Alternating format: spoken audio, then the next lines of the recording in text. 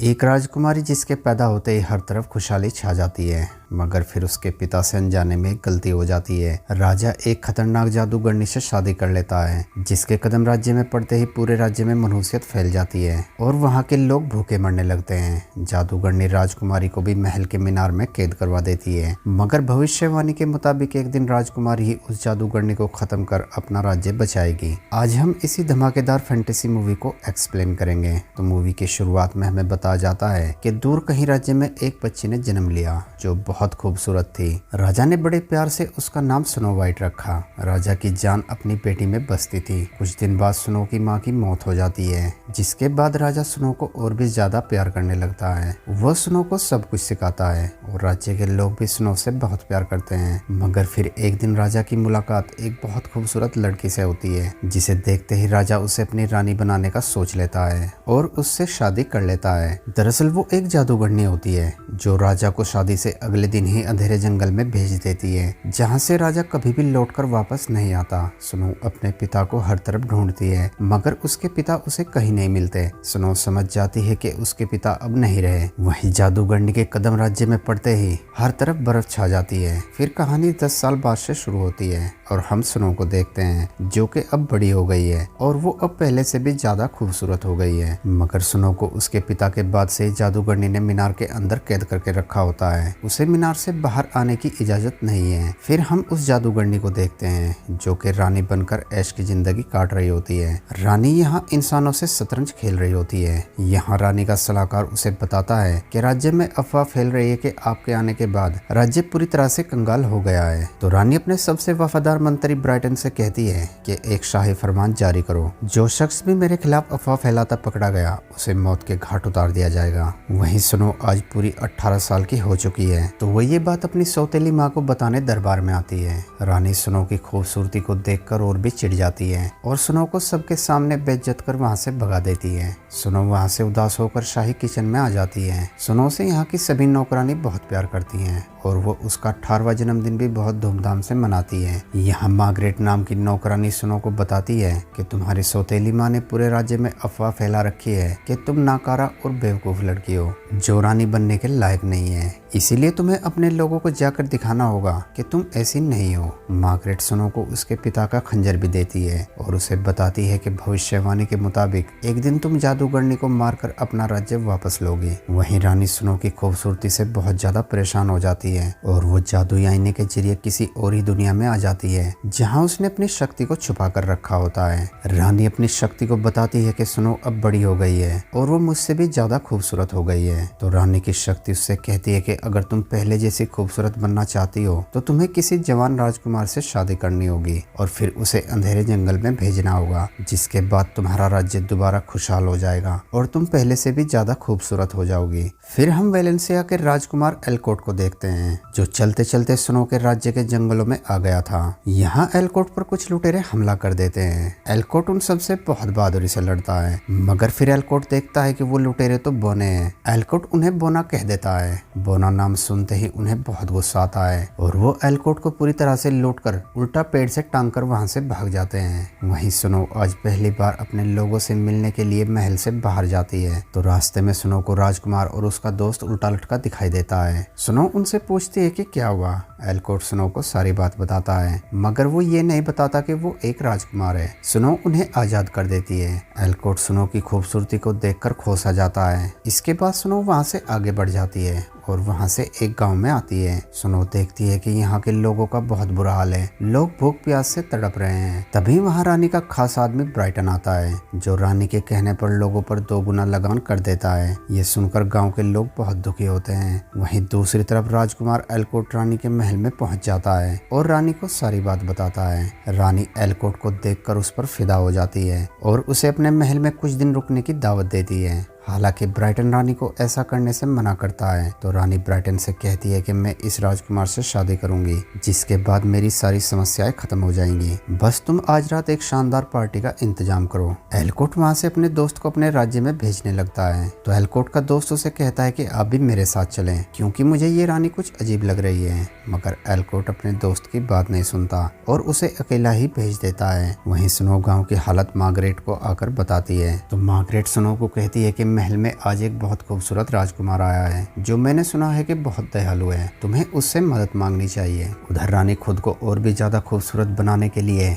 जहरीले जानवरों से कटवाती है। फिर रात हो जाती है। पार्टी में सभी मेहमान एनिमल ड्रेस पहनकर आए होते हैं, तो स्नो भी एक ड्रेस पहनकर पार्टी में शामिल हो जाती है। यहाँ जोड़ी बदल डांस हो रहा होता है और जब स्नो अपने सामने राजकुमार एलकोट को देखती है तो वो हैरान हो जाती है। अब ये दोनों एक दूसरे को अपनी सारी सच्चाई बता देते हैं। स्नो एलकोट को बताती है कि मुझे आपकी मदद की जरूरत है और कहती है कि मेरे राज्य को एक जालिम जादूगरनी ने हथिया लिया है। स्नो इससे पहले कि राजकुमार को और कुछ बता पाती, ब्राइटन बड़ी चालाकी से स्नो को वहाँ से उठाकर ले जाता है, जहाँ रानी स्नो पर बहुत गुस्सा होती है। वो स्नो से कहती है कि तुम मुझसे मेरा राजकुमार छीनना चाहती हो। तो स्नो रानी से कहती है कि आपको ये सब छोड़कर अपनी प्रजा पर ध्यान देना चाहिए। तो रानी स्नो से कहती है कि इसका मतलब यह है कि तुम महल से बाहर गई थी, यानी तुमने मेरे नियम तोड़े हैं, तुम्हें इसकी सजा जरूर मिलेगी। रानी अपने वफादार ब्राइटन से कहती है कि अब स्नो मेरे लिए खतरा बन गई है, तो इसीलिए उसे मरना ही होगा। ब्राइटन स्नो को लेकर अंधेरे जंगल में आ जाता है। स्नो ब्राइटन से अपनी जान की भीख मांगने लगती है। वो कहती है कि तुम मुझे जिंदा छोड़ दो, मैं कभी भी दोबारा लौटकर इस राज्य में नहीं आऊंगी। स्नो की मासूमियत देखकर ब्राइटन का दिल भी पिघल जाता है और वो स्नो को छोड़ देता है और अपनी रानी को आकर झूठ बोलता है कि उसने स्नो को मार दिया है। ये सुनकर रानी बहुत खुश होती है और ब्राइटन से कहती है कि राज्य में ये ऐलान करवा दो कि राजा की बेटी को जंगल के राक्षस ने मार दिया है। वहीं स्नो भागते भागते बोनो के घर के सामने आकर बेहोश हो जाती है। बोने स्नो को उठाकर अपने घर के अंदर ले आते हैं। जब स्नो को होश आता है तो बोने उससे उसका नाम पूछते हैं। स्नो उन्हें अपना नाम बताती है, मगर उन दोनों को यकीन नहीं होता कि वही स्नो है। वो स्नो से कहते हैं कि वो तो महल में कैद है। तो स्नो उन्हें सारी बात बताती है, जिसे सुनकर बोने स्नो को रानी को सौंपने का सोचने लगते हैं। तो स्नो उन्हें कहती है कि मेरे बदले में तुम्हें रानी कुछ भी नहीं देगी, क्योंकि वो हमसे प्यार नहीं बल्कि हमें मारना चाहती है। ये सुनकर वो बोने स्नो को अपने साथ रख लेते हैं। दूसरी तरफ राज्य स्नो की मौत से बहुत ज्यादा दुखी होता है। अगले दिन ब्राइटन लगान लेने के लिए गांव में आता है। वहां का ऑफिसर ब्राइटन से पूछता है कि क्या राजकुमारी सच में मर गई है। तो ब्राइटन बड़े दुखी मन से हाँ कहता है और लगान लेकर महल में जाने लगता है, मगर रास्ते में वो बोने ब्राइटन को लूट लेते हैं और सारा पैसा लेकर वहां से अपने घर आ जाते हैं। तो देखते हैं कि स्नो ने उनके लिए शानदार खाना बनाकर रखा है। बोने खाने को देखते ही उस पर टूट पड़ते हैं। तो स्नो उनसे पूछती है कि आप सब काम क्या करते हो। तो वो बोने स्नो को कहते हैं कि हम लोग लुटेरे हैं और आज हमने उस चुड़ैल रानी का सोना चुराया है। स्नो समझ जाती है कि ये गांव वालों का सोना है जो रानी उनसे वसूल करती है। तो स्नो बोनो से कहती है कि ये गांव वालों का सोना है, तुम्हें इसे गांव वालों को वापस करना चाहिए, उन्हें इसकी बहुत जरूरत है। मगर बोने स्नो की बात मानने से इनकार कर देते हैं। तो स्नो उस सोने को उठाकर गाँव की तरफ भागने लगती है। वो बोने स्नो का पीछा करते हैं, मगर तब तक स्नो सारा सोना लेकर गाँव में आ जाती है और उस ऑफिसर को दे देती है। ऑफिसर गांव वालों को बताता है कि हमारा सोना वापस आ गया है और उसे हम तक पहुंचाने वाली ये लड़की है। वो ऑफिसर स्नो से उसका नाम पूछने लगता है। तभी वहां पर वो बोने भी आ जाते हैं, जिन्हें देखकर स्नो गांव वालों को बताती है कि आपका सोना उस जालिम रानी से छीनकर वापस लाने वाले यही बहादुर लोग हैं। ये सुनकर गाँव वाले बोनो की जय जयकार करने लगते हैं। ये देखकर बोने भी स्नो को माफ कर देते हैं। वहीं दूसरी तरफ रानी एलकोट को इम्प्रेस करने में लगी रहती है।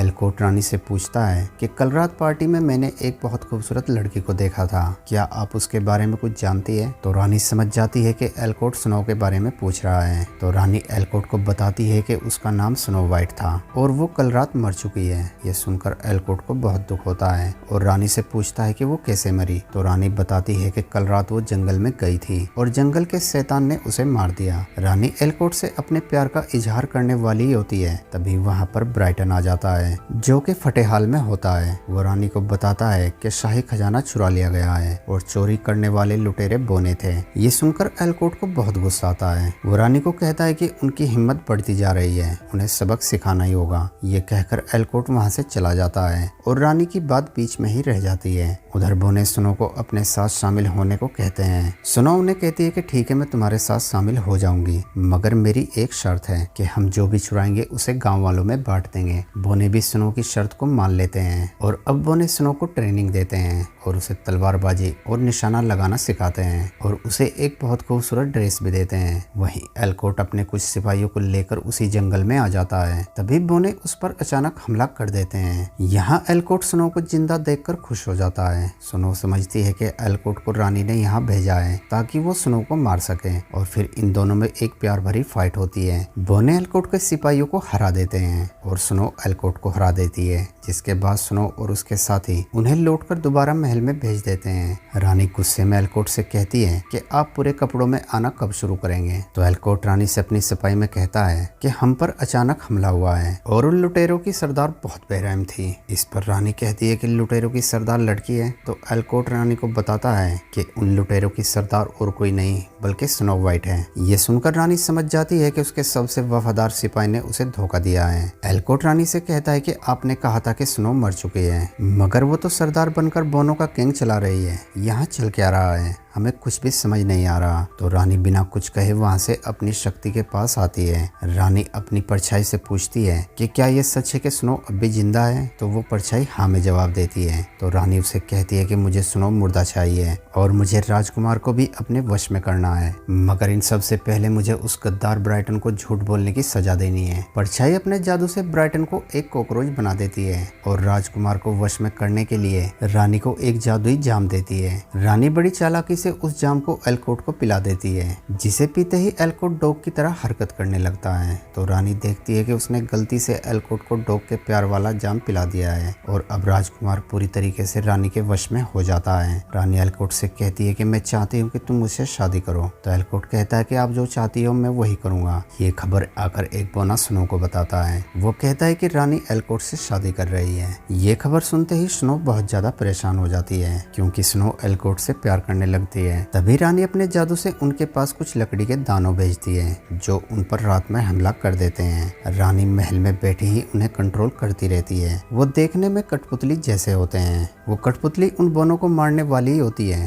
तभी स्नो उनकी डोर काट देती है, जिसके कटते ही रानी का जादू टूट जाता है। अगली सुबह एलकोट रानी से शादी करने की पूरी तैयारी करने लगता है। एलकोट वहाँ अजीब हरकत कर रहा होता है। एलकोट को देखकर सभी लोग वहाँ पर हैरान हो रहे होते हैं। वहीं रानी अपनी शादी की खुशी में ब्राइटन को दोबारा इंसान बना देती है। उधर स्नो अपने साथियों से कहती है कि मेरी वजह से रानी तुम्हें भी मार देगी, इसीलिए मेरा यहाँ से जाना ही ठीक होगा। तो बोने स्नो से कहते हैं कि राजकुमार का क्या होगा। तो स्नो कहती है कि वो मुझसे प्यार नहीं करता। तो बोने स्नो को बताते हैं कि जरूर रानी ने उस पर कोई काला जादू किया होगा और कहते हैं कि हम तुम्हारे लिए राजकुमार को लेकर आएंगे, मगर तुम हमें छोड़कर मत जाओ। अगले दिन बोने स्नो को लेकर एलकोट की शादी में आ जाते हैं। यहाँ स्नो और उसके साथी सबसे पहले सारे मेहमानों को लूटते हैं और फिर एलकोट को उठाकर वहाँ से ले जाते हैं। जब रानी तैयार होकर वहाँ आती है तो वो अपने लोगों को देखकर हैरान हो जाती है और अब वो स्नो को खुद मारने का फैसला करती है। वहीं एलकोट रानी को याद कर बहुत रो रहा होता है। तो बोने स्नो से कहते हैं कि हमें राजकुमार के सर से उस चुड़ैल के जादू को उतारना होगा। जिसके बाद वो सब एक एक करके ट्राई करते हैं, मगर एलकोट पर उनका कोई भी असर नहीं होता। तो एक बोना स्नो से कहता है कि ये काला जादू है जो सच्चे प्यार वाली किस से ही खत्म हो सकता है। तुम्हें राजकुमार को किस करना होगा। स्नो अपने प्यार को पाने के लिए उनकी बात मान लेती है। स्नो जैसे ही एलकोट को किस करती है, एलकोट नॉर्मल हो जाता है। जिसके बाद एलकोट उन सबको शुक्रिया कहता है। तब तक वहाँ रानी भी आ जाती है,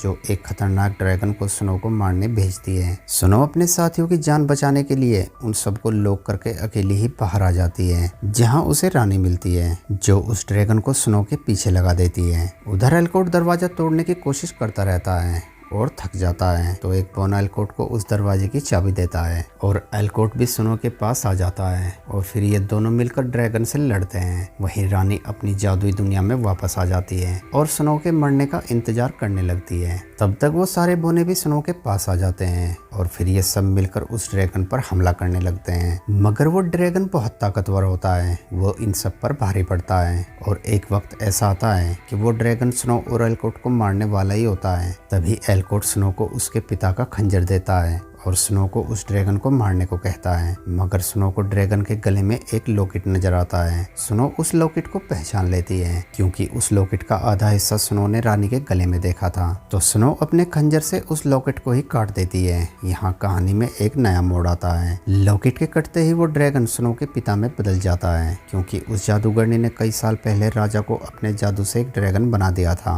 और आज स्नो ने उस लॉकेट को काटकर अपने पिता को आजाद करवा दिया है। स्नो अपने पिता से मिलकर बहुत खुश होती है और अपने पिता का एल्कोट अपने साथियों से परिचय कराती है। वहीं लॉकेट के टूटते ही जादूगरनी अचानक बहुत ज्यादा बूढ़ी हो जाती है और अब राजा स्नो और एल्कोट की शादी पक्की कर देता है और अब उनका राज्य पहले जैसा खुशहाल हो जाता है। तभी वहाँ पर वो जादूगरनी आती है जो अब बूढ़ी हो गई है। वो स्नो को तोहफे के तौर पर एक सेब देती है, मगर स्नो अब समझ जाती है कि ये जादुई सेब है, तो स्नो उस सेब को उस जादूगरनी को ही खिला देती है, जिसे खाते ही वो जादूगरनी मर जाती है। उसके मरते ही उसकी जादुई दुनिया भी खत्म हो जाती है और फिर यहाँ पर गाना बजाना होता है और इसी हैप्पी एंडिंग के साथ हमारी मूवी का भी एंड हो जाता है। दोस्तों वीडियो अच्छी लगी हो तो वीडियो को लाइक और चैनल को सब्सक्राइब जरूर करना। Thanks for watching.